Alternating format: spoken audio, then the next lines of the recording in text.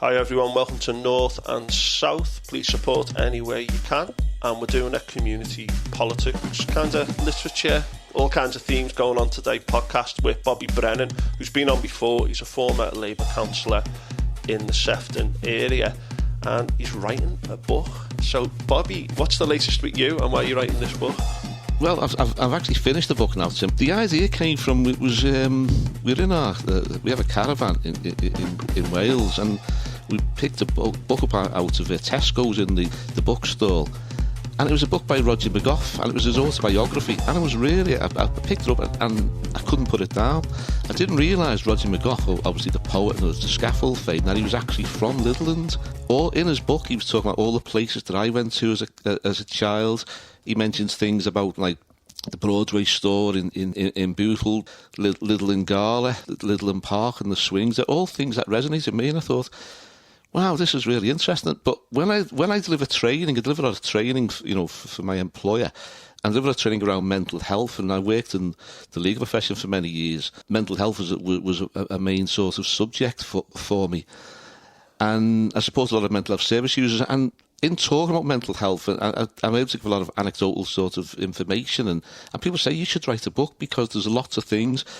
And the book, to be honest, it's a cross between probably Ken Loach's Kes, the American coming-of-age film, Stand By Me, because I had the same really upbringing as Casper in Kes. Family was very impoverished. It was gambling in the family. It wasn't a really happy childhood. It was, I was my granddad and my nana were the ones that really brought me up. I was born in King Avenue in Orrell, and that was become a councillor for King Avenue for the Orrell area, and some of the residents in King Avenue were there when I was a child, when I became a councillor. So my granddad and my nana brought me up, and I have happy memories. I don't have happy memories really of my home life, because I say it was gambling, and really were quite impoverished. I decided to, write about, those things because, like in the film Kes, I also had a paper round, and I would get the Beano and the Dandy, and I'd sit there and read the comics before I delivered them. I'd occasionally take out the free gifts. And I've covered a lot of that in the book, some funny, anecdotes where I progressed from the Beano and the Dandy to the Victor. And then before I delivered the paper round, my mum would say to me, right, let Mary, my sister, said, let her read the comics. She'd have the Bunty comic, and my mum would say, I'd say, Mum, I need to deliver the paper. She said, well, Mary's still reading the comic. And I said, well, it's not Mary's comic, it's it's one of them. And it was well, you want to have a paper round, but you carry on like this. So I'd be going out knowing that I'd get a few doors away, and someone would say, hey, where's the Bunty? Or and I'd have to say, oh, it's in the other sack, I'll bring it back. And I went back one time to find the actual, on the back of that comic, they had like cut out dresses and my sister cut them all out. so it was a case of that couldn't be delivered. And of course that came out of my paper money. So there's little things like that about Kes. And of course, shamefully I would say now, but obviously then bird's egg collecting was a pastime of many boys.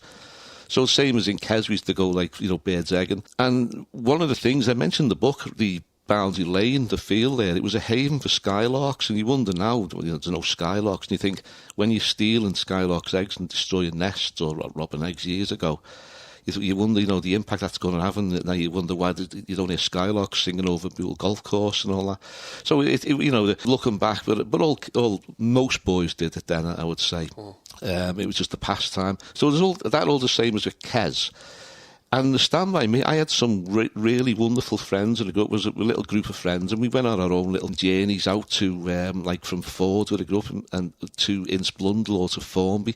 And we'd encountered all sorts of, what are you doing here, and get back. And there was one occasion where we would cycle into Formby, and then we stopped by Lancashire Constabulary by what was then the Innsblundell pub. Are these your bikes? And, well, yeah, they are. Where are you from? Like, they're Ford, and this Lancashire Constabulary officer says, where's that? We were like taken back because he didn't know where Ford was with it. He went, I might have known. Then he'd done a check to see who we really were. And it was things like, and it was like, don't let me see you around here again. No, we'd been on a cycle journey somewhere else to Formby to find newts and that, which we released back into the ponds. And the things like that, and we go to like what was the old Crosby Baths. I remember one occasion I was picking up, there was a derelict house, and there was all daffodils in the garden, so it was around Easter time, so I picked this big bunch of daffodils to take on to my mum. So it was on the platform. where'd you get them from? You stole them, haven't you? Sick of you people coming here stealing things and all that. This is all you ever do. I said, no, we're from Derek's house. So, again, the daffodils that took off me, and then don't let me see you around here again, and you feel my boot on your backside. And that's how things were. It was like a discrimination against people from Bootle. And so I had really great friends who were stuck with for many years, and we got on, we did all sorts of funny things. Like there's a lot of humour in it, and of course I've kept in a lot of expletives because it's been true to the characters. Because I had some incredible friends who were like, some of them were bonkers. And there's a book by there's an author called Sven Hassel who writes all German books about his experience with the Wehrmacht during the Second World War. And my friends, I can relate to them because one of my friends is very much like Tiny, who was the hamburger Wehrmacht soldier. And my friends, I can relate to him because he was scared of nothing, but he was always getting into scrapes. So there's things where, and again, the late 60s, early 70s, when I was growing up, you saw then the rise in football violence. You had, like, skinheads were coming through, so you had the Bother Boys that they were known in London. And the Bother Boots, they were named after them, weren't they? And you go to the away games and some experiences travelling to watch Liverpool away, including going to Man United, and that was I went there just the one and only time. I wouldn't go there again after what happened. It was shocking, and I refer to it in the book, and the stewards in Manchester in the ground did nothing to protect us. It was a horrible situation. And then I again, you look at gang culture, and every estate had a gang, and we win. It was the way it was then, and I had a Lambretta scooter. I was a mod. So my friends were, and I covered all things like that, and we are arch enemies with Hell's Angels, so the Crosby 1%, and we were 17 years of age, and like 25, 30. And I was in college as well, and one of my... So they're rockers, aren't they? Your mods, they're rockers. Yeah. Like from Quadrophenia, the film. Yeah, but it was the end of that era. It was coming to the end of the era, because skinheads would come to the fore anyway. But there was all things. So I covered a lot of my teenage years as well, there was funny things, because I'd started as a painter and decorator at Norwest Holt, an apprentice. There's lots of funny things on there. And then I got involved with the trade union. At 17, I became an apprentice with UCAT. I've become a trade union member with UCAT as an apprentice. And years later, when I become branch secretary of Bootle UDO 39, myself and the former chair and treasurer of UCAT, Terry and Phil, we went to collect all the books from the former secretary who passed away, John. And he'd been the Bootle UCAT secretary since about 1960. It was originally the Amalgamated Carpenters Union, I think it was. And he had all the books going back, and there were just tons of books. And in it I found Robert Brennan, Apprentice, 50p in the book. So that was really nice to see that. And of course there was things on the site. I'd become a shop steward. I didn't realise at the time that Norwest were signatories to the Economic League, which is the blacklist. And we had GFs and foremans that were Daily Mail reading blue Tories. And the hatred that was directed towards me, and the things that was done to me as the apprentice, once I become a steward, was awful. Yeah. And then it impacted on me when I went to apply for jobs elsewhere as well. So I covered all that in the book, and I covered, obviously, situation with my family. I didn't get on with my dad for many years. My dad was not only was a gambler, he was a prolific gambler, and he was a womaniser. The violence as well, was you think nothing of it hitting you. I was thrashed with a belt. I was punched. My mother would just let it happen. And then looking back, my dad's family, his father, did the same. But it was bizarre because he thrashed his boys, but turned the pitch as the Sacred Heart. He turned the pitch to face the wall before he thrashed his boys. I mean, both families, my dad's family came over in the turn of the century. They were Irish Catholics, and settled in Reading Street off Scotland Road. My mum's family, McGailey, they came over at the turn of the century and settled in Marsh Lane. So there was two Irish Catholic families, and they both married Protestants. The Catholics were both married Protestants. In fact, my dad's mother was also called Brennan. So you had a Catholic and Irish and a Protestant family, both same name. And the way it was, they went to my dad and his brothers and sisters brought up as Catholics. My mum was brought up as a Catholic. I met and married my wife Leslie. She was Protestant, Church of England. It didn't bother me any of that because we're the children. We were all christened. didn't matter. I wasn't bothered about, a Catholic upbringing. I mean, the two of our children went to St. Rovabella, went to right opposite the school where we live. But that was more out of convenience because it was just there. But we had to take our vows in St. Rovabella Miners Church because the school didn't, or the church didn't recognise our registry office wedding. It wasn't sanctioned by the Lord. So we've done all that. So I covered all that, and there's lots of things, and I say but there's the issues about when I first joined the Labour Party. That's the similarities I saw then, as I did with Oral Mount Park, and now we weren't prepared to support residents and support, local people because they would oppose them, because they'd stood against them. And I saw that in Skelmersdale. You had 400,000 building workers unemployed nationally. Skelmersdale unemployment was, it was about 1 in 4. With nationally it was 1 in 10. Skelmersdale was decimated, and the Trades Council in Skelmersdale were made of, again, of likes of Communist Party members, the Communist Party of Great Britain, the New Communist Party, and they did all the work. They formed the National Employed Marches. They were coordinating them. I was the only Labour Party member to get involved with that, with the centre. We had an unemployed workers' centre in Skelmersdale, and that was right facing the leader of the council, Lancashire County Council's husband's chemist office shop. But they never supported the centre. They didn't give it any money whatsoever, so it relied solely on donations from the trade union branches that were affiliated to the Trade Council. But he's done lots of sterling work. I mean, you're looking at food cooperatives before food banks were even existing, and we had them in Skelmersdale. So you're saying that they didn't support them because they were technically in the Communist Party? Yeah. And the Labour Party didn't like that? Yeah, they wouldn't support anything that the Communist Party, any non-Labour Party activists were involved in. And I saw that with Oral Mount Park. They weren't prepared to support, meet the friends of residents of Oral Mount Park. They weren't prepared to meet them because they'd stood against them. So just for context, there's a field not far from our house called Oral Mount Park, and they were going to turn it into some Astro pitches. And there was a lot of local opposition saying it's a green space, leave it as it is and put the pitches elsewhere. And there was a lot of animosity between local residents and the Labour Party. And what you're saying is a lot of people in the Labour Party said some of those residents have bad-mouthed us and stood against us, so therefore we're not interested in what they've got to say. Yeah.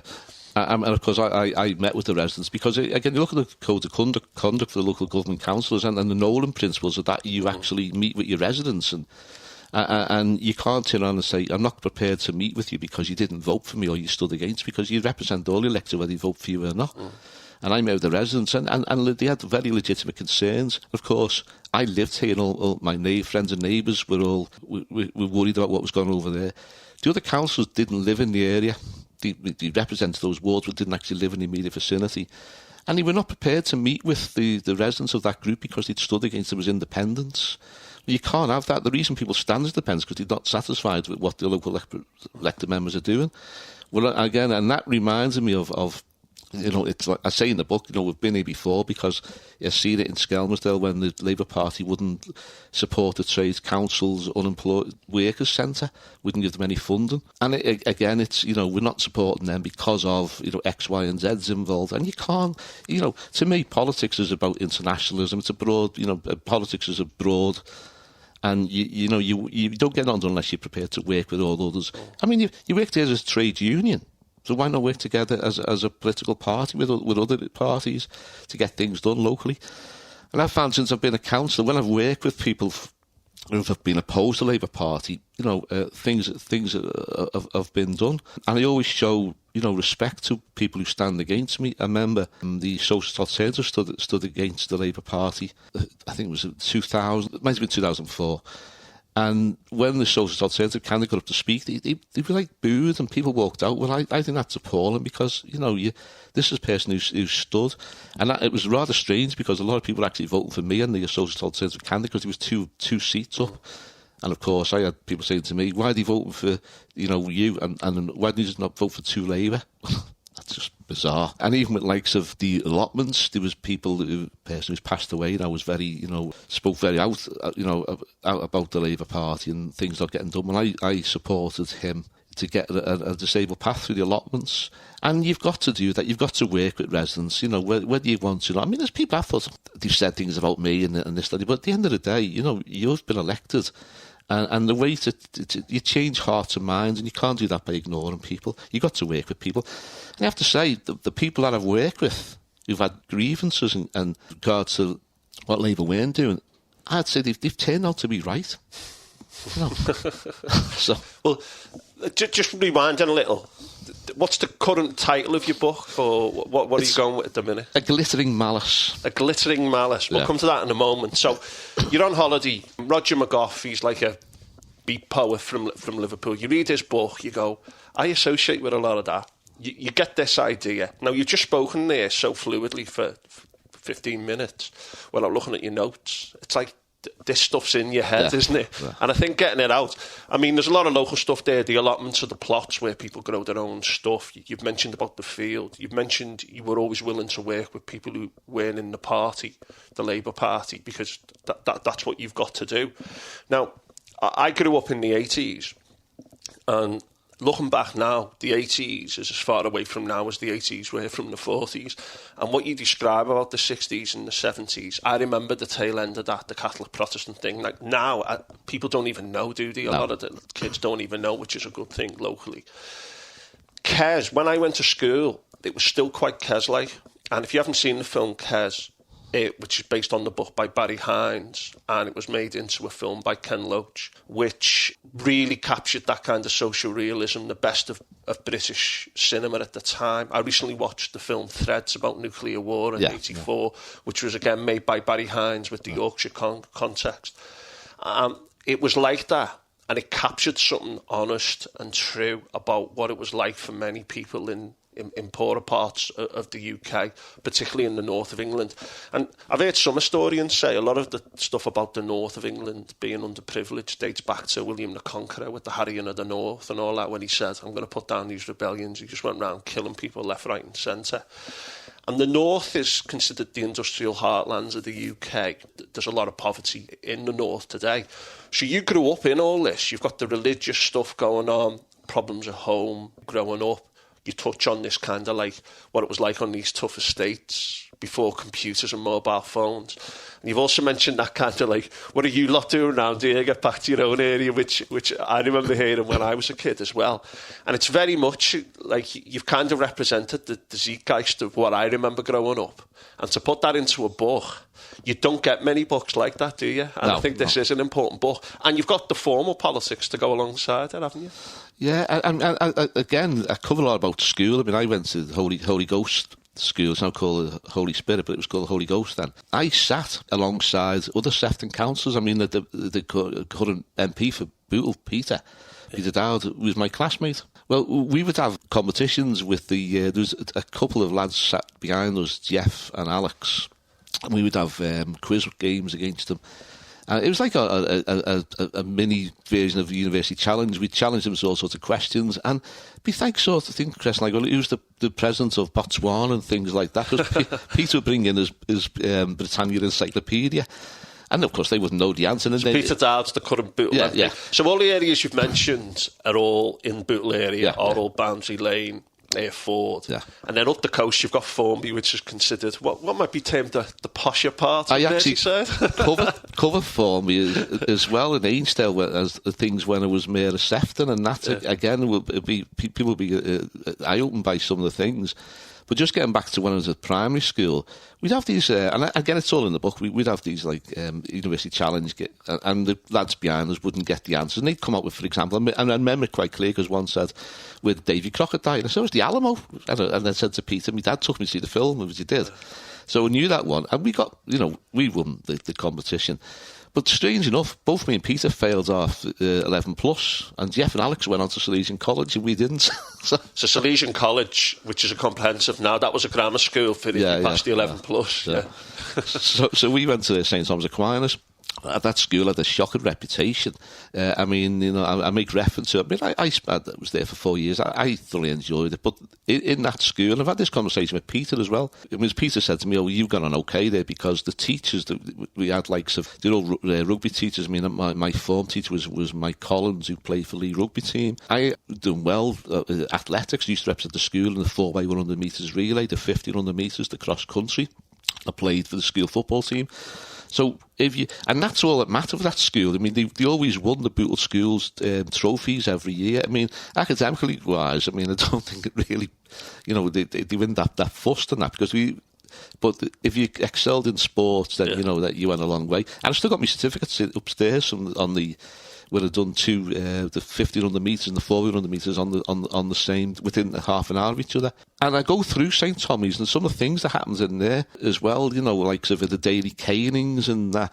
And of course, I had the paper round, so if it was you were late getting in, and I was late because two of my friends were always scrapping with each other over who was the hardest on the day, and that'd be the referee, and obviously they disagree with my decisions if they fight again. So we were always late getting in, so I was always caned. It was a democratic sort of corporal punishment administered there. You either got detention or you got the cane. Because I had the paper on, I had to have the cane all the time. And there's one teacher one time said to me, "Oh no, you're on detention. I'm going to canes for more, befitting sort of crimes and type things and all that." So, and I had to write. And what it was, we'd have he'd stare out the window because he'd have if there's a football match, school football match going on for another year, during the day or that, or even like sort of, we wanted to do it when girls from other schools used to come and use the school fields to practice on, so you'd all be staring out the windows. And I got caught staring out the window, so I had to I was on detention. It was like, I must not stare out the school window during a class window I must not stare out the window during class. I had to write that 100 times, and I wrote it. It was about 4:20, and I said, "No, sir, I've done that." He said, "Sit down, Brennan, you've still got 10 minutes to go." So I spent the next 10 minutes staring out the window watching the deputy head whacking a golf ball on the school field. It's bizarre. And it's little things like that. And we had a school outing to Penmanmar where 3 of the teachers, the art teachers, they decided to take 6 of us to Conwy. It was just outside Conwy, a place called Penmanmar, I think it was. And you had to write a little story. Why would you like to go to Wales for the weekend? So people know Wales. Yeah. Conway's got a huge castle. It's like a good place for trips from Liverpool. Yeah. So you had to write why I'd like to go to Conway for the weekend. They went on the Friday, come back on the Sunday. Well, I excelled in English in school, so I wrote a really good, quite a meaningful article that I wrote about why I'd like to go, and it was supposed to be like just a few paragraphs. And I think I must have wrote half a book. And I was ill in school one day, and I was sat outside the headmaster's office in a chair because I'd come across unwell. And then one of the art teachers around, he said, "How do you feel?" I said, "Oh, I'm okay now, sir." And he said, "Well, good news is you're going to Wales. You're fascinated with your book."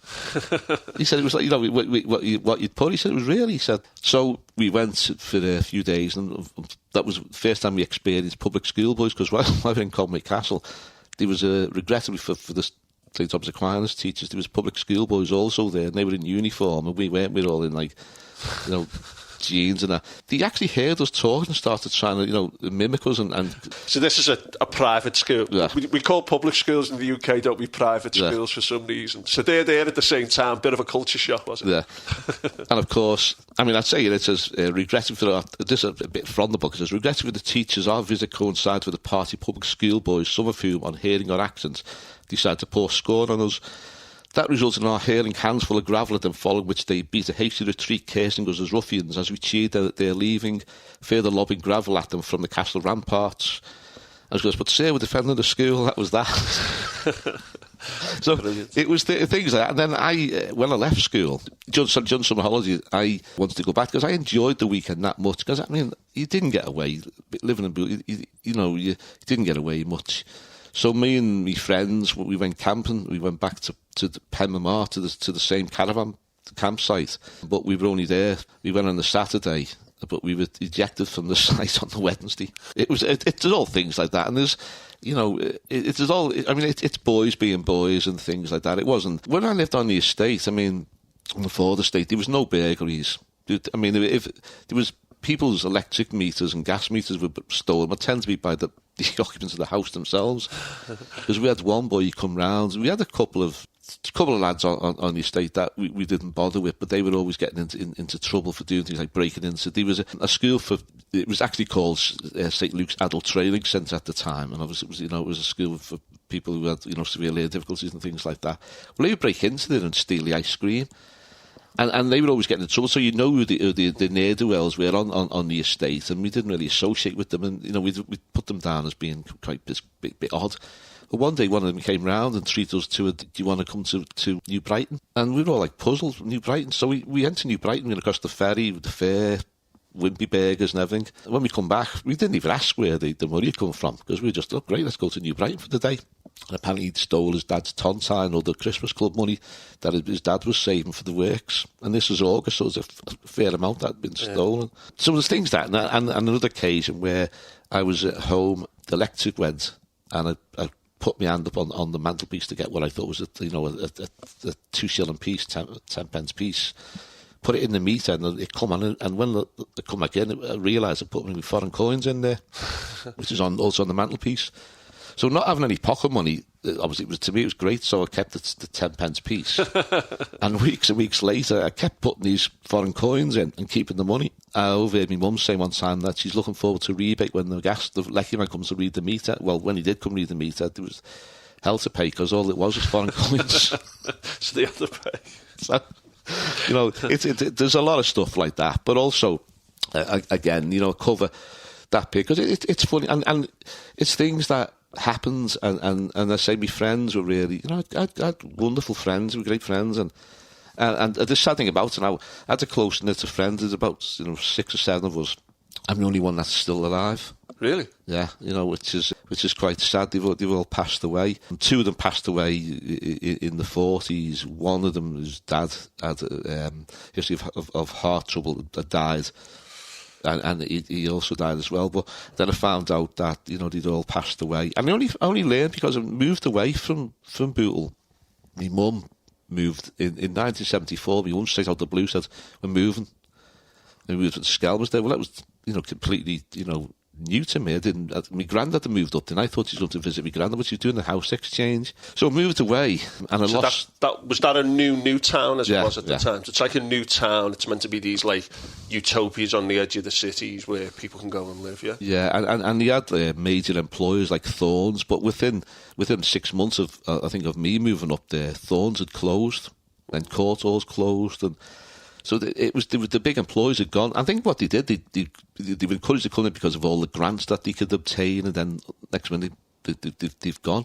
But we moved up there, unbeknown to me, and it was a shock. So I lost contact with my friends, and I only learned of their fate years later when I was in the legal profession, and there was actually in solicitor's office in Netherton. And some other lads that I knew from school had come in. They weren't like close friends, but I knew them as, and they would tell me about what's happened. And one of the taxi drivers, in fact, our postman now, he's the son of lads that I used to know at school. And his uncle was a taxi driver, and he's just retired. And his uncle, Jimmy, would say to me, hey, Bobby, because we were in school together, played football together, he said, have you heard of so-and-so? And then you realise, all your friends have gone, but mine, out of all my friends, we stuck together like glue. And I think that there's... But just say to the listeners, well, Bob, you might not be 21, but it's not like you're knocking on the door yet. You're not like someone who's really, really old, are you? I'm 69 this year, so, I wanted you to say it, not me. Yeah, no, I'm 69 this year. And there's a line in the film that Stand By Me, it says, I never had friends like I did when I was at school. Mm. And that's quite true. Yeah. And I think, the bonding that we had... When I think back now, some of the things, and I look back with fondness, but also, that's why I want to get in the book, because it's important. They were good times. There's a chap called Sid Webster who was they called him a rhyming fireman. Sid wrote books. Well, he lived on the same estate. He wrote a book called Growing Up in Ford, which I would have called it that, but Sid already wrote his book, and he covers some of the things in his book that I also do. And I mentioned him in the book. Sid Webster mentions a lot of the people on the estate, because I played football for likes of the Taylor's Arms, which is the Coxon's pub. And now, again, I refer to that because people say the Coxon's Bridge. Well, it's the Gauzy Lane Bridge, and it's got on a Gauzy Lane Bridge in 1935, or I think it is. And the Coxon's pub was to Taylor's Arms, and it was run by Jimmy Coxon and his dad, old Jimmy Coxon. And it was always known as Cuxon's, so now the pub's called Cuxon's Bridge, Yeah. but no one really knows the origins of it. Yeah. You know, and it was the Tailor's Arms, and it was run by Jimmy Cuxon. Well, I played the Tailor's Arms. So there's all things like that are cover, and there's a piggeries at the back of it with the old piggeries, where my friends used to go. We used to get potatoes off the farmer's field and cook them in the piggeries. Yeah. And we'd have our fires on elevated positions so we could see anyone coming from White's farm when they see the smoke. There's all things that, and there used to be. In fact, I deliver training on modern day slavery and human trafficking, and I cover the Magdalen nurseries. Yeah. And what people don't know, there was a Magdalen nursery in Ford, in what was then the old convent. There was the convent of the Good Shepherd that used to be on Sterrick's Lane. Well, that wasn't pulled down in about 1971. They knocked it down, but the orchard still remained. Well, we used to go and raid the orchard on a regular basis. Me and my friends in Group 4 were always there. I don't know, like there was nothing to protect, just the actual the orchard. But that was a convent. The nursery van used to come round. The van used to come round for laundry. Come round the estate. And I cover that in my training because people don't realise that young women were actually incarcerated in there. For having children out of wedlock. Mainly for that reason, yeah. And again, that convent was in Sterrick's Lane and Ford. And when I delivered my training on human trafficking and modern day slavery, I covered that, Magdalen laundries. And they also had nurseries where the children were born and put in these nurseries. And there's been horrendous tales and of the amount of deaths of newborns and things like that, particularly in Magdalen nurseries in Ireland. Again, it's like that was in Ford, that was there, that was convent was actually on that estate. So I cover all things like that. Yeah. I mean, they've had a lot of truth and reconciliation in Ireland about the Magdalen laundries and what. Yeah. There's films about it, books about it, but I didn't know we had one over here up until 71. Yeah, I mean, literally, they found babies' bodies, women were disgraced. Yeah. It happens around the world in different places where you have supposed religious authorities treating people as just almost like non-human beings, you know what I mean? It is shocking, isn't it? But I cover all that because it's all about, things in Ford, and people won't remember it, and then if they live, they think, didn't they know this was here? There was a cork factory actually on the canal, which went up in flames about 1964. We used to see the barges taking all the cork there, but that went up in flames. So I covered all things like growing up in Ford, but also, King Avenue, when I was born there. And as I say, when I became a councillor, it was Orrell ward. It wasn't Neddart and Orrell. It was just the one ward Orrell, and they had the one ward Neddart. And after boundary changes, become likes of Neddart and Orrell. Because what we wanted to do was retain the Orrell name, where it was originally just going to be Neddart. We said no, because part of the ward falls into what was Old Orrell, so that's why it would become Neddart and Orrell. But I was born in King Avenue, and I say in the Spinners, was born in Liverpool down by the docks. Mm. Well, it was not quite the docks, but you could see the dock cranes in the corner of the street. But more so, we were at the back of Walton Prison, what was then the Canada dock line run along it. I covered all that, and for example, the cockroaches when I was a child. My mum said they used to put vim and Ajax in the bed legs so the cockroaches didn't climb into the bed. Well, I can't remember the cockroaches as a child. When we moved back to Bootle in 1984, we came on what was called the National Mobility Exchange Scheme. We transferred from one authority to another. Any expectations of getting decent housing is obviously is dashed because you're not going to get something that other people that can't have. You tend to get low priority housing, and to be fair, why should people be jumped the queue? So I understood that. But we were off the house in Marsh Avenue, which is adjoining to King Avenue. Overall, with cockroaches the first day, the first night we were there. And, my wife Leslie, she took caught a cockroach and took the eggs like jelly beans down to the local housing office.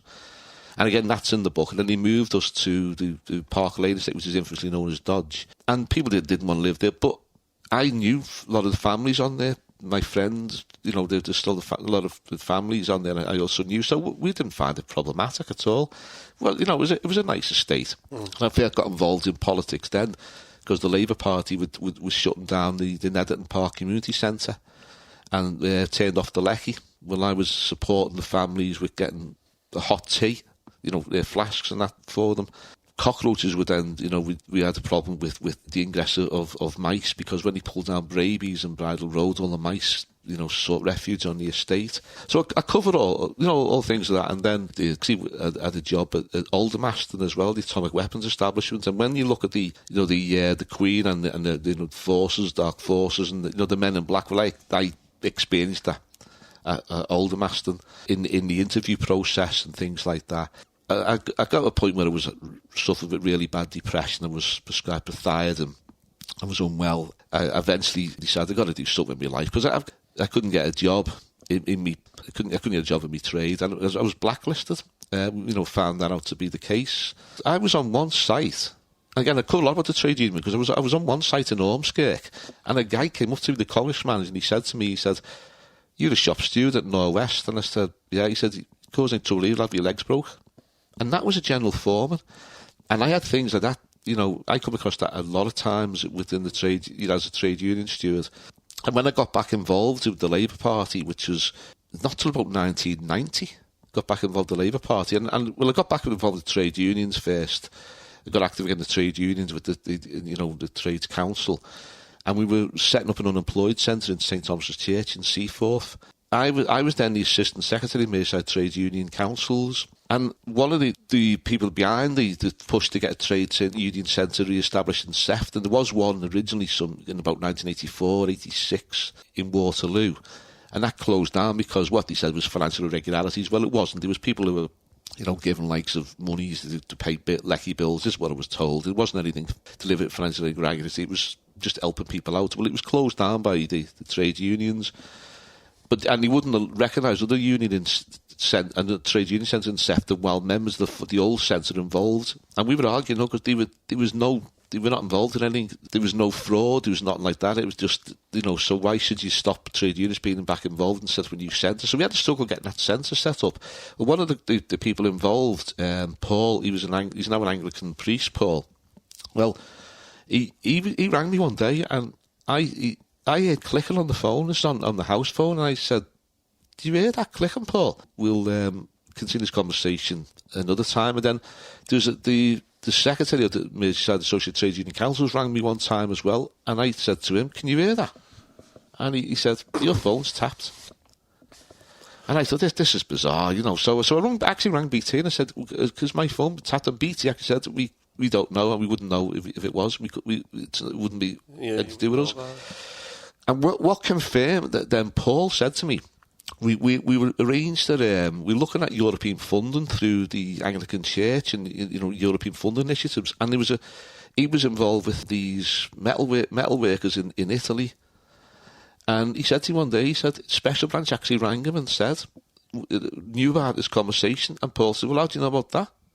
"I've only had a phone call." And so Paul said, being listened into, and you wonder why trade union members were subject to sort of, being snooped on and phone tapping, because I can only assume that the trade unions in Italy and that with the Communist Party members involved. But that was sort of, to me, when you hear of things like that, and I'd heard it in scams, like people say to me, my phone's being tapped, and I think, "Oh, don't be daft, it doesn't exist, that doesn't go on." Well, it does.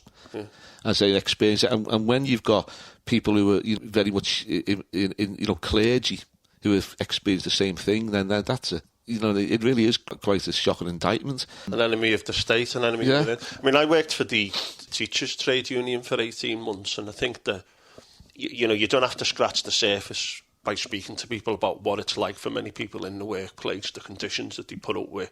I mean, Britain's supposed to be unemployment's meant to be quite low at the moment, but the actual quality of a lot of the jobs is absolutely appalling. And I mean, it's almost like a different world, or a world people don't talk about, because the stuff I saw in the teaching union, don't get me wrong, it wasn't a general workers union and like that, was shocking, appalling practice. It very much comes from a different time. You're talking about during the Cold War, when the British state was snooping on people who they considered a threat. I spoke to a woman whose phone was tapped after she suspected people were going through rubbish as well, because she attended, the anti-nuclear protests that the women went on. What was that called, that place? Green and Common. Yeah. Green and Common. But it's fascinating to reminisce about it, but also to see how ever-present those kind of things are. The other thing, I read a great book by David Mitchell called Black Swan Green. He grew up in Southport, He had a bit of a stammer, not the comedian, another guy.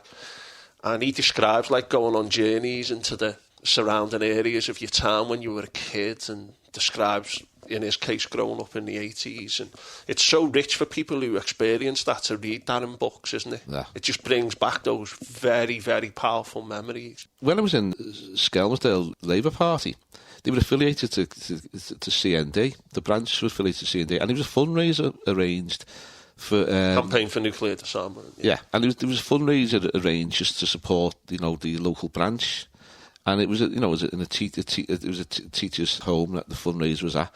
A few hours. I mean, the extreme right wing activists forced their way into the home and set about assaulting people. The police were called, and the police came 45 minutes later. Just one sergeant and a young female officer. We were all questioned, and then the CND, all the CND lit information was taken away. The branch was closed down, and not one right-wing activist was dragged in. Funnily enough, I remember supposedly radical magazines getting taken by the police 15 years ago in Liverpool. There's a magazine called The Nerve. It's far from radical. And yet you look at what the Daily Mail and some of the right-wing press print every day, Yeah, no, I think that the policing under Thatcher and the Tories, I'd like to think that, that she used the police. I mean, you've only got to look at the miners and the way that the police were used there. I'm very supportive. I think that the police do a really great job. Yeah. So I think the police officers now are not politicised, to be used politically as they were under Thatcher. She saw it as her own private sort of army, and they were used. And I actually cover sort of, in the book, I also cover as a Liverpool football fan, I cover Hillsborough. I wasn't at Hillsborough. I watched it at home and watched the unfair on television. I wouldn't have gone to semi-final anyway. I used to go all the games, as a teenager, but I wouldn't have been at Hillsborough. So I toured Hillsborough after the aftermath, and I had two scarves. One was from the 1960s, a Liverpool scarf, and I had the one from the 1970s. And I took this one scarf, tied it to the cop barrier, and swore I'd never stand on the terraces again. And I took me the scarf and tied it in. They had a link between Everton and Liverpool's grounds, a chain of scarves, Liverpool-Everton scarf, and I tied one scarf in that. So I cover Hillsborough, and the way, Thatcher, the cover-ups then, and again, you look at Heseltine, he was sent in, and to be fair to Heseltine, I actually mentioned the book, he at least tried, he was looking to help people, on Merseyside, regeneration. But Thatcher was of the view. Oh yeah. He wanted to just let it. Yeah. I mean, it's quite controversial, really. Heseltine came in after the riots, the Toxteth riots in Liverpool, and invested a lot of state money here. But there were people in the cabinet who said, just let Liverpool wither away. Do you know what I mean? Yeah. But the police in the 80s, as you say, Thatcher, she paid them well. And they became very politicised, and I wouldn't like to be in the police today. You're stretched thin. It's a much more difficult job. But the kind of things that happened to other trades has now happened to the police with all the cuts. Yeah. But Thatcher used them, didn't she, in the 80s? Yeah. I think that the police are now, when I first became a councillor, there was a great relationship, there were great community police officers on the beat, and you knew that, it was brilliant. The sooner we were able to return to having more bobbies on the beat is better, because then people from the community can, and I think the other thing is the intelligence gathering as well. People are more likely to speak to police officers that they see regularly on the beat and all that. And I miss that scene of the local police officers around. Getting back to Hills, because I'll come on to that. I'll talk about football fans, and I mentioned sort of the hatred between Liverpool and Everton supporters. Now there's that bitterness, and I think, I've never really found the reason why there's been sort of, that bitterness and that hatred. It wasn't like that when I was a kid, because the former Everton reserve goalkeeper, Andy Rankin, who was to Gordon West, well, his dad lived in Hampshire Avenue and used to get us tickets for the ground. And we'd only be paying sort of 25p more than the actual cost of the ticket.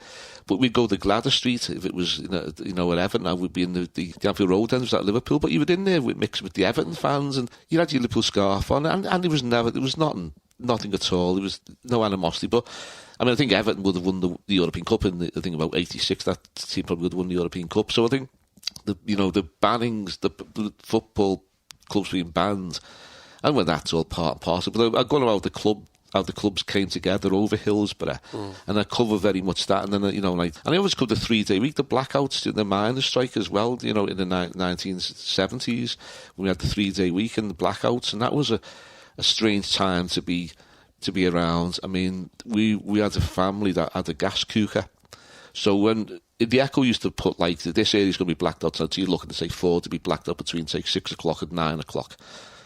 And then you'd have like Littleton would be blacked out between say 7 o'clock and 9 o'clock the following day. So you'd look across the road and it'd be completely blackout, no street lights, everything, and your estate would be all lights up, and vice versa. Well, one time we were at one of the neighbours' houses getting tea because they had the gas cooker, and then we heard like the Baines' milk float getting driven round the roads, and it was my mates that actually took it.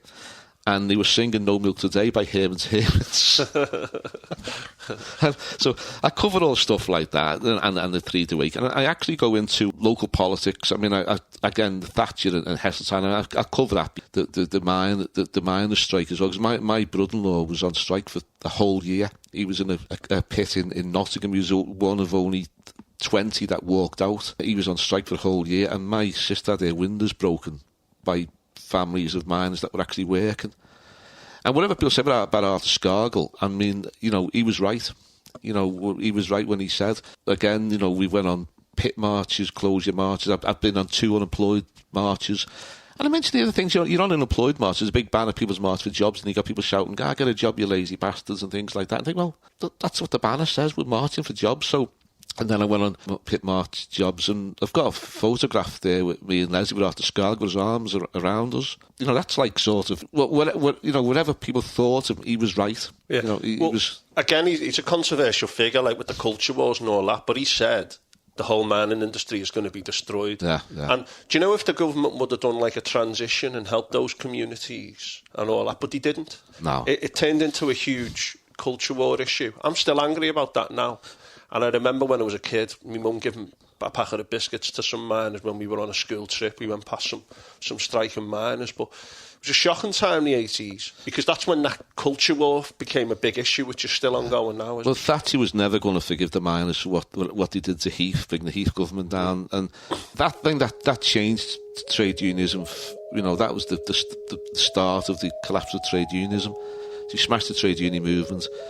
And I think after that, I think the trade unions now... Okay, people said to me, well, you don't get all the strikes that you did then, but people were striking for reasons. Right. I mean, the miners went on strike. I mean, they were grossly underpaid in the 1970s. They were on strike because my brother-in-law, working down a pit for 10 hours, whatever, but in the 1970s, the miners were grossly underpaid, and all they wanted was to be, a decent living wage. And that's what people have gone on strike for. It's not about, you used to see all the 70s, Red Robbo and Leyland and things like that. Leyland Motors always on strike, Ford's always on strike. Well, people don't go on strike unless they have to. You also have monetarism, the whole idea of monetarism. The unemployment went up for 3 million. That was the policy of monetarism. Yeah. She had a terrible start. It was only the Falklands War, wasn't it? Yeah. Maybe Labour not being organised that meant that she won those other elections. But I would even go as far to say what Thatcher did to this country. I mean, she might appear quite moderate in many ways now. Yeah. But she divided this country, and I don't think we've ever recovered from it. You know what I mean? As a shop steward, I become the UCAT's youngest federation steward. I was still apprentice, and I'm in the book actually for using the expletives, but in the book I asked this foreman who came on, who was died in the World Tory Mail, Daily Mail, reading Blue. He actually came over to me and his very words were, "Hey fucky, what are you trying to do to the site?"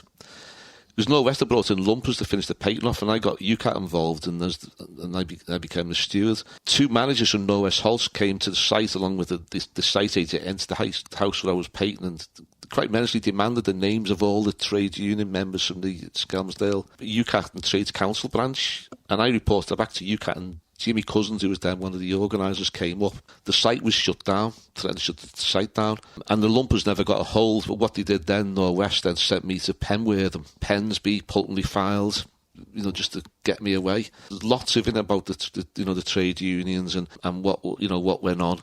And it's grown up. It's like holidays and the holidays that we didn't have, the holidays that we did have. For people who know about painting and decorating, there's the builder's Bible, the painter's Bible, is the Ragged Trouser Philanthropist. Oh, what a book. Well, when I finished my apprenticeship as an apprentice, and I qualified as a painter and sign writer, because you do a lot of signs, and I do a lot of like still life and cartoon characters. And one time, as a friend of mine who was a Labour councillor in Skelmersdale, he was a teacher in Delfside County Primary. Well, they didn't have any art teachers, so I would voluntarily take a class one day a week, well, for an hour, and do like art. The Ragged Trouser Philanthropist, there's a formula called Nimrod. Well, again, working on the sites, me and I work for Unit Construction, and I palled up with a guy from London called Bill, and we become great friends, and we worked together for quite a while, different companies. Well, on the bonuses that they give you for doing houses, you couldn't really make any money on it, so you have to what's called wally the walls, which you use a flat brush, 7-inch flat brush to paint the walls. So we used to get a sheepskin roller, roll the ceilings, then just wipe them over with a brush so you didn't see the roller marks.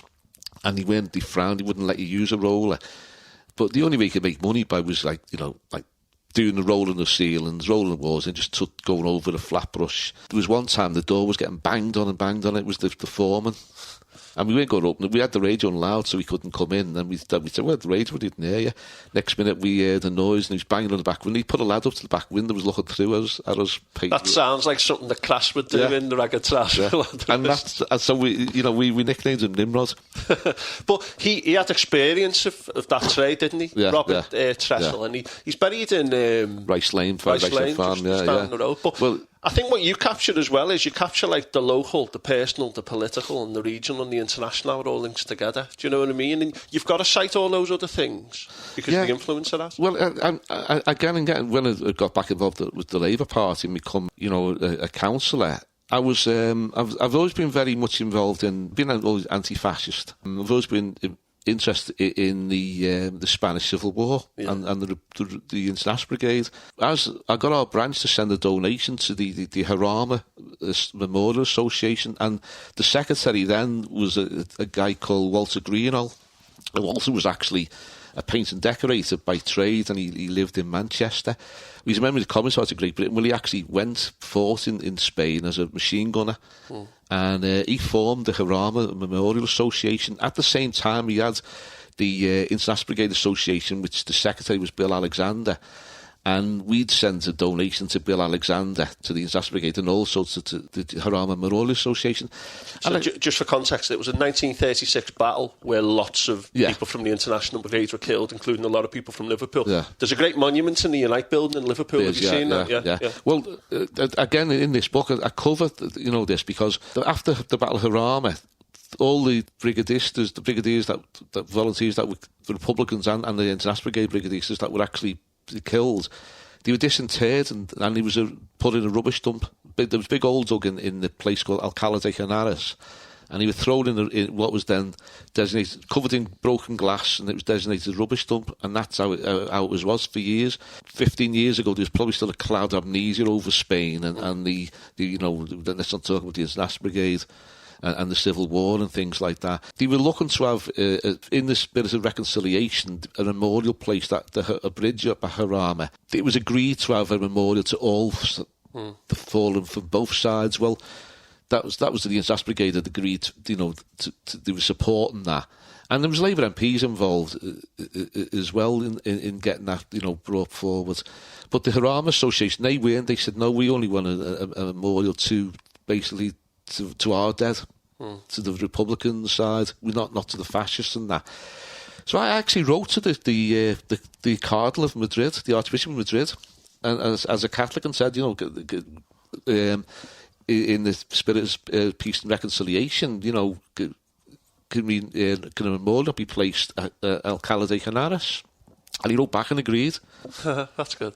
I've took the letters down. So I had a big International Brigade banner, flag, and the letters which have passed into the Unite branch in Waterloo, and I haven't had them back. The flag I've donated to the Unite branch, since the Unison branch in Waterloo, but I left the letters there with Glenn, the secretary, and I haven't got them back.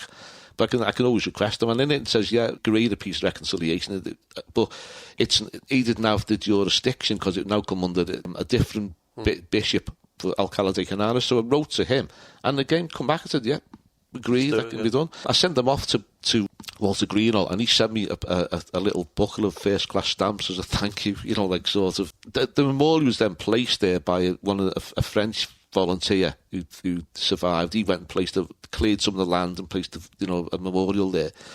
My getting the Archbishop of Madrid and the Cardinal Alcalá de Henares to actually agree that it should be done was not in any way, didn't influence it, because it was already going to be done anyway. The memorial was only going to be placed there anyway. That was already agreed. It was just nice to have at least played a small part in that. I cover that, and of course, holiday in Spain now. You see now to talk to people in Spain. We've got lots of friends in Spain, and they're now still been digging up the bodies, and the fascist memorials are all coming down. Even Franco's memorial now, he's been took out of there. And the slaughter that Franco did.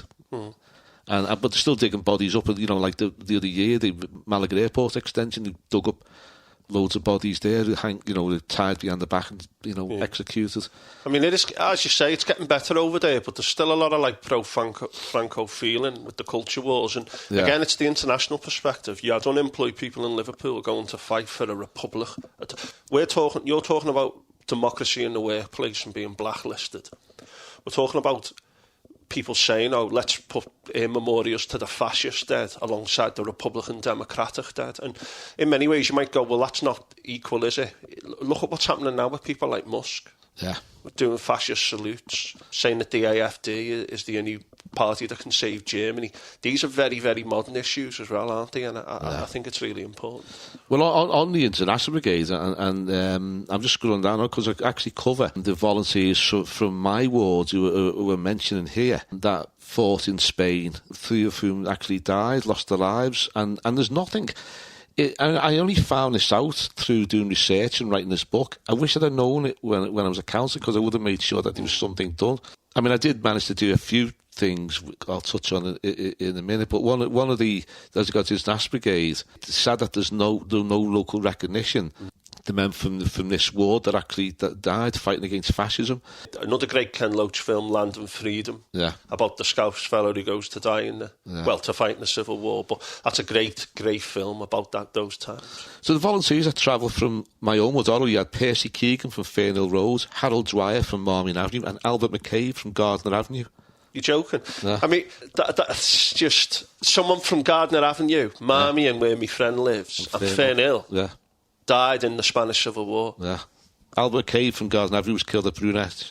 And there's nothing sort of... You look back to sort of...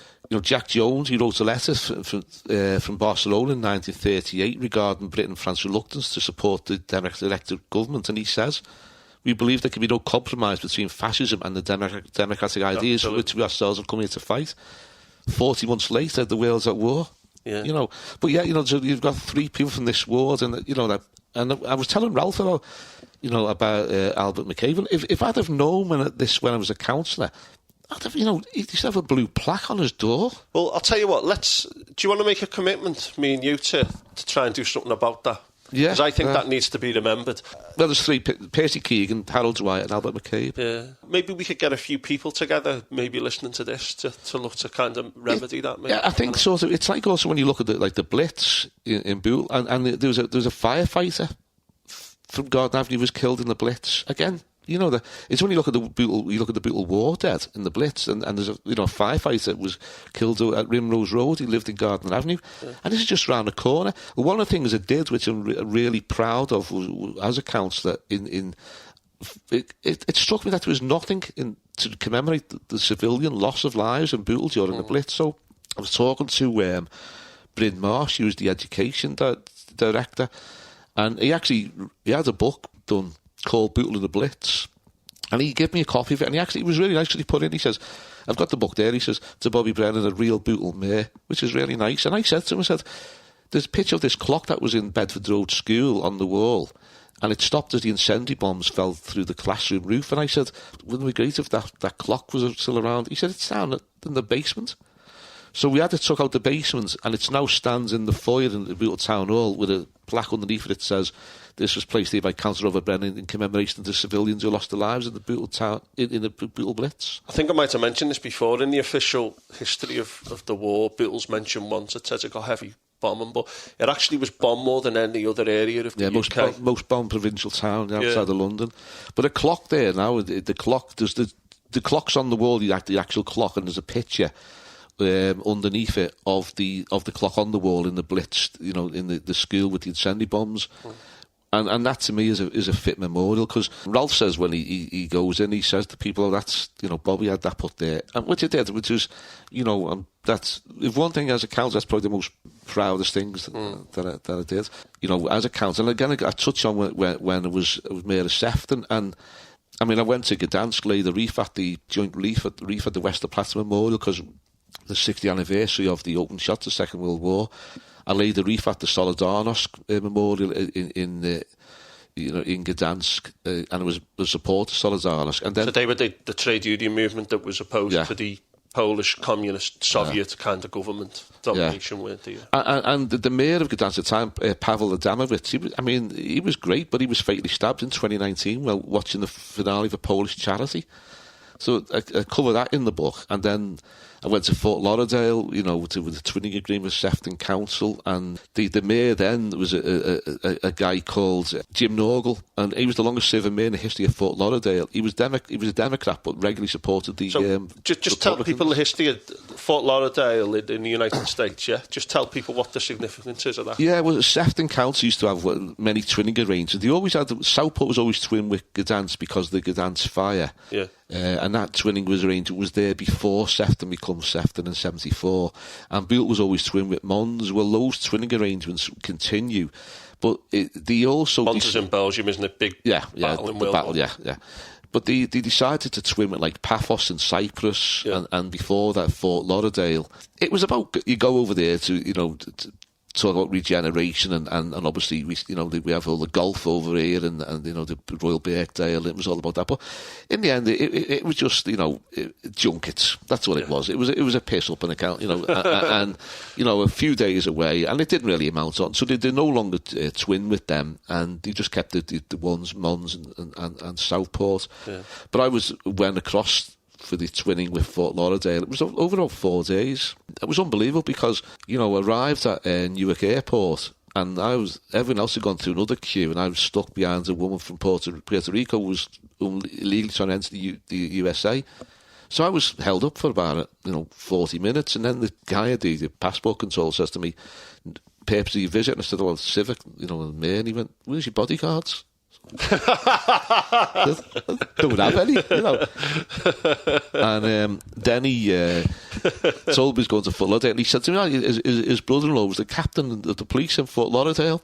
Right. And it was all bizarre, but when we went to Fort Lauderdale, he was the mayor, Jim Norgal. He was the longest-serving mayor in history of Florida.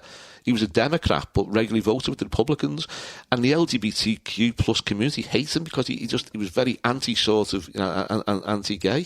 One of the chief exec, he fought with the American Marines in Vietnam, and he had all these pictures in his room of Viet Cong prisoners and things like that. It was just, and he'd be asked do you know Mrs. Lawrence from York and things like that. No, I've had that before. No, I don't. Where did you come up with the title? What's the significance of the title then?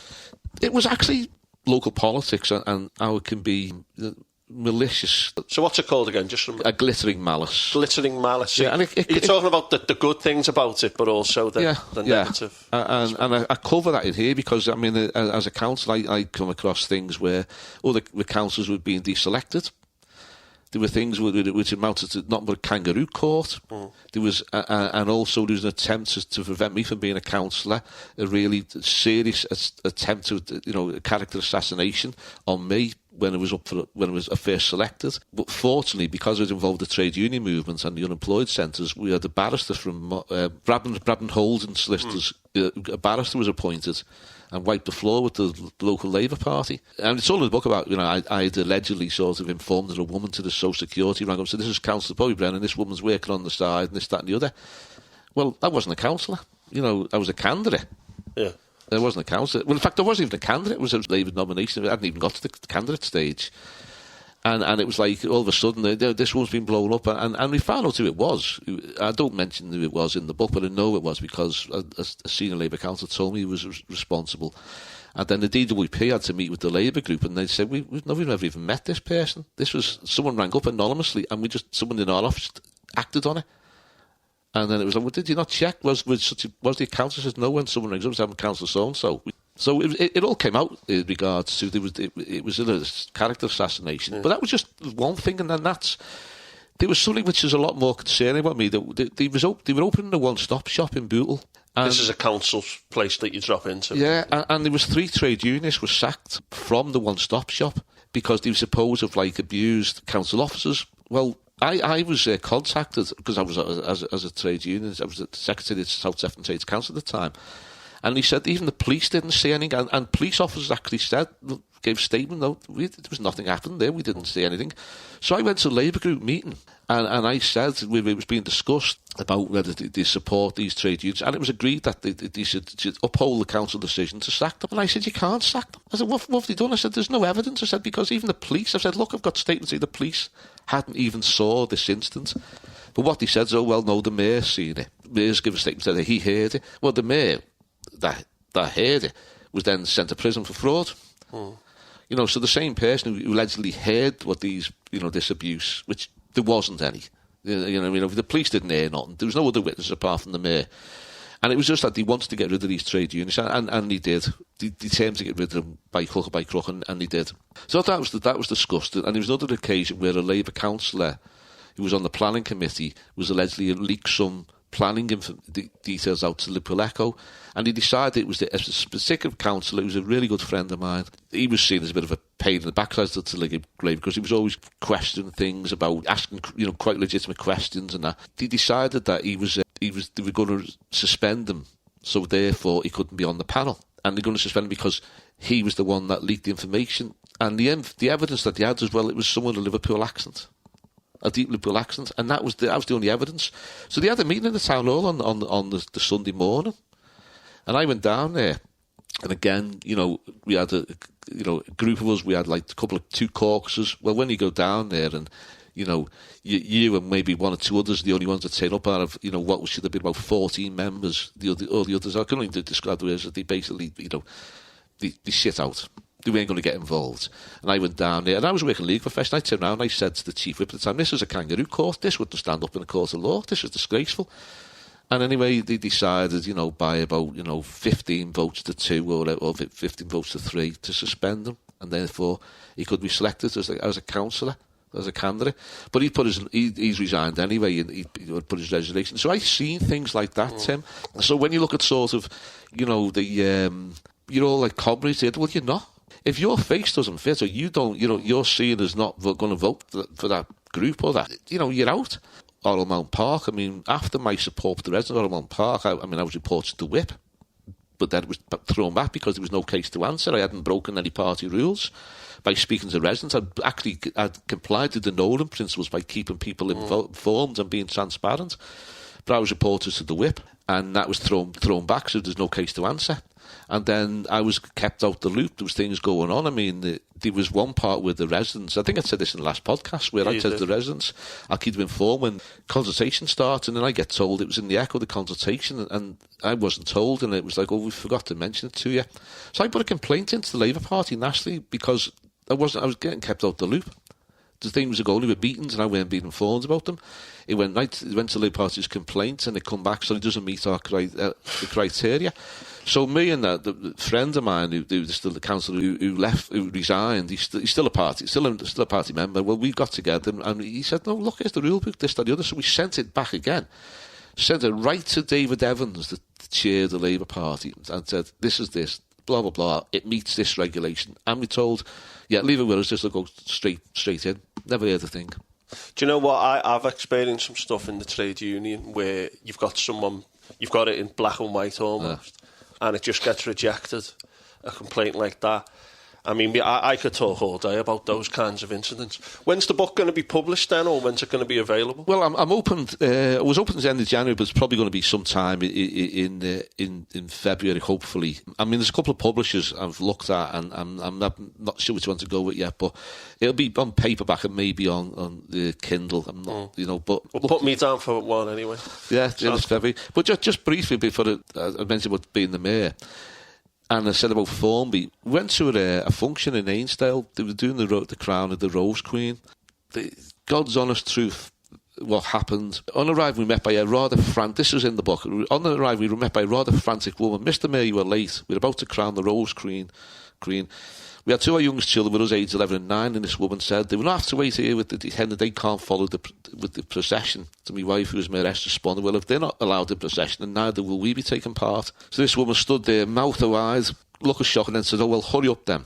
There was a large marquee that had plants for sale inside, and as I was walking over, the same woman said to me, there's nothing in there that would be interesting to you, Mr. Mayor. When I said I like flowers, she said, do you have a garden in Bootle? And when Leslie was looking at a collage, another person said to her, don't you think they're lovely? They were done by the local schools. Leslie said, yes, my daughter's done them in school. To be asked, did they do them in Bootle schools? Leslie replied, well, of course, they are all Sefton schools.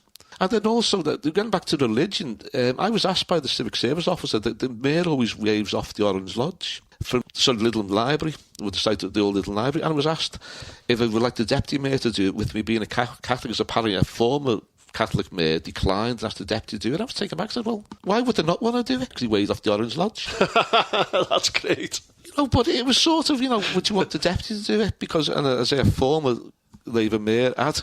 You must have some story. I know you've recited a few there, but it's those little things. And I think when I worked in trade unions and in schools as a union rep, some of the stuff was so... And the stories you're talking about there in, local politics, I mean, it's a damning, situation, isn't it? Well, I mean, obviously, I covered it as corporal punishment of being, and as a child being, my dad would think nothing of punching me in front of me mates, things like that.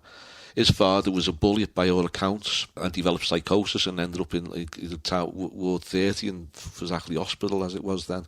One time we would go there. They lived in Grieve Road for Zachley, which is quite an appropriate name because it was a house of really of sadness. You'd walk in and the first thing that greeted you was a big plaque on the wall, or a big a memorial to Able Stephen John Brennan, who was drowned in 1959 off the. He was on HMS Cossack. That was my uncle, and I thought it was commissioned by. It was put there by the Admiralty, but it wasn't. It was commissioned by my uncle, me gran and granddad on my dad's side. His mum and dad commissioned it off my uncle, who had was an artist. But that was the first time I greeted. It was quite sombre. You've seen that. You go in there, and the same as at home. All you'd have on was grants and the horse racing. So you go there and you'd sat there, and there was one time there was a. Me and my sister were there, and in the book it says I got fed up with just stroking Mick the cat in the end, and my granddad's trilby his Sunday best was on the mantelpiece at the side, and I put it on and pudged it. It then looked like a bowler hat rather than a trilby. Well, he come out and he was saying to me, he was bastard this and bastard that, and he threw me in the back garden it's called the Green Shed, and I dedicated chapter 2, though it's not really deserving of a chapter. If not a chapter, a few pages. And I was thrown in there. It must have been about 11 o'clock. My dad had gone out with his brother to the Coppel House, and I was in there, and it was dark before he came back, and I could still smell. The only thing that was keeping that shed together was the roof, and there was an old lawnmower in there. You could smell old paint cans, and I saw the light come on in the back room, in the backyard, and my dad opened the padlock, the lock, and it came out, and all his dad, my granddad, was saying, it's a good thrash and things like that. And I did. When I got home, I was, my dad used to have a black, thick leather belt, which was kept upstairs. And it was, go and get my belt. It was that, just descending the stairs to get that, to get the belt. And then, so yeah, there was lots of, and again, as a child, I didn't get on with my father. He started off the trade union movement. I didn't know him as a child because he was in the Merchant Navy. So I grew up with my granddad, and when I did get, my dad, he was a trade union steward. Then he went across to the other side, become a personal officer. And there's things in the in the book where people will be put the elect shock and what went on, but you have to tell it warts and all. Like it's no good saying. And I didn't speak to my dad really didn't bother with him from when I was about 18. Well, probably a year before that, 50, and I didn't like him because of what was going on, the way he was. So I'd say probably like 14, 15 up till I was 28. And then it was only later on in life that when he became unwell and he lost his job in personnel, he ended up as a security guard in the Ardale Centre and as a carer in a home. And it took toll on being that high flyer to suddenly being not having the money and all that. And then I helped him with like applications for what was called disability living allowance and got him benefits. And it was only in later life, when he was probably my age, that I really got to know him. And then I used to look forward to going to meet him once a week.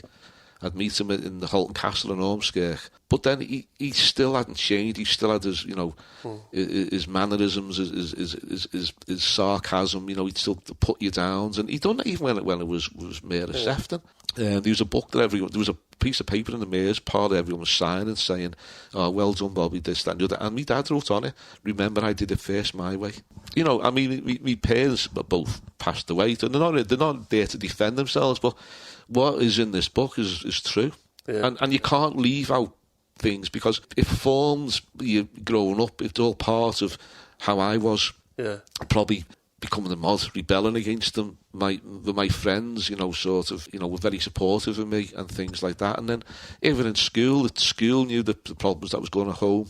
They even invited my parents to come down. He wouldn't come to school because it was impacting on me. You're 12 years of age and your dad says to you, "Yeah, right, you're the man of the house now, and I'm taking myself off." Things like that. It leaves, doesn't just sort of, it's something you just can't shake off.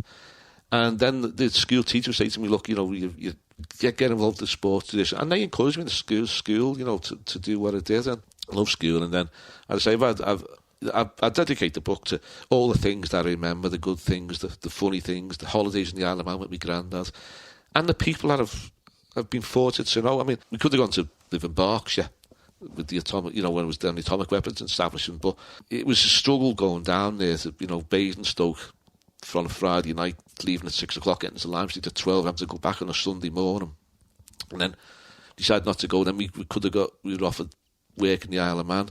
But all things, I think your life's mapped out, and I think I covered all that, and even the poverty where we had paraffin heaters. Even as an apprentice, we couldn't afford heaters. We had paraffin heaters. If they'd gone down the southeast, if they'd gone to the Isle of Man, I wouldn't have met the wonderful people that I have. Yeah.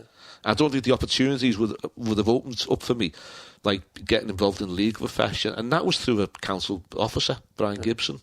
I was doing welfare rights cases against the council. Brian Gibson spoke to a solicitor, Keith Park, and said, "Well, our councillors is brilliant at welfare, for rights and debt," and I ended up in the legal profession working for Keith Park solicitors, and then with Ken and Benjamin Case solicitors. And they were the most supportive employers probably when I was mayor. They supported the whole year, and of course from then I gained interest in mental health when I was at them, the mental health law and stuff, and my life has been wouldn't have been as so fulfilling if it had gone to the Isle of Man or it had gone to the South East. So I'm grateful for all that, and I just want to get it all down in writing. I think that's a good place to finish it, because I think I was listening to a podcast this morning and people talking about if you lived your life again, would you change it? And you go, well, no, because it doesn't matter what you've been through, that forms you.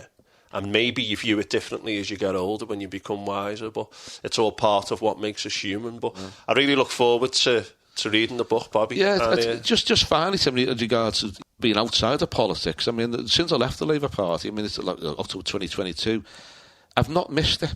Yeah. I've not missed it at all. The sad thing about it, there's only one probably Labour councillor, Sue Bradshaw, who was a ward colleague, who's kept in touch with me since I've left. There's only Sue that's inquired, about, how I am, how's the family doing, which is pretty poor. But that's something I found out. Once someone leaves politics, they're not really, they're no longer, seen as someone to associate with. But I've not missed it. I'm enjoying. I'm able to carry on and work. I didn't have to retire, carry on working. I love the work that I do. Delivering lots of more training, and CVS is great. The work I'm doing with CVS, and I've got community and voluntary service with Sefton. Yeah. So I really enjoy that. So I didn't have to retire. I can do, and I can really. I don't know how you can do both jobs. I can work full time and do a councillor's job. It was a struggle, particularly in the legal profession. But I don't miss it. But what I do fear is the rise in right-wing populism. Yeah. I think that, because I think I have to say now, if I hadn't left the Labour Party when I did, I probably would have resigned over the cuts to with the fuel allowance, broken promises to students' loans, even with what's happening in the farming industry. I think we've lost an opportunity, and I think in 4 or 5 years' time, I think we're going to see a right-wing populist governments, possibly Farage, and I fear for the future. Particularly, Trump now back in America, the impact that's going to have on global politics, and I just think we've lost an opportunity to look after the most vulnerable, and I think that the Labour Party will not be forgiven for what they've done. I think again that's another good theme to acknowledge, and for me the rise of the right and the populist right is a huge issue at the moment. Bobby, thank you very much for your time, and good luck with the book, and put me down for it, and it's a very important thing to get out there. Cheers, mate. Great. So.